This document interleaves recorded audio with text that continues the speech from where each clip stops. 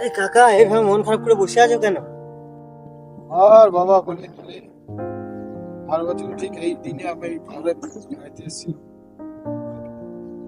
এই পা থেকে আজকে এসেছি। আরে কাকা, মন খারাপ করো না। খুব ভালোবাসতাম রে বাবা তোর কাকিকে। ওর জন্য বাড়ি ঘর সব করলো। ওরও খুব ইচ্ছা ছিল এইরকম একটা নিরিবিলি জায়গায় এসে বেড়াইতে। আর তারপরে এই বিপদটা ঘটে গেল রে, পাহাড় থেকে পড়ে তোর কাকিমা। কাকা, একটা কথা বলবো? কিছু কাকিমা কিভাবে মারা গিয়েছে? আসলে কি জানিস, আমি তো তোর কাকিমাকে এখান থেকে ধাক্কা মেরে ফেলে দিয়েছিলাম। হ্যাঁ, আসলে কি জানিস, এইটাই তো আমার রোগ। পাহাড় দেখলি আমার গা হাত হাত পা সব শুশু শুশু করে, মনে হয় কাউকে ছুঁড়ে ফেলে দিই। এই যে তোকে আজকে ফেলবো। আয়, আয়, আয়, আয়, আয়।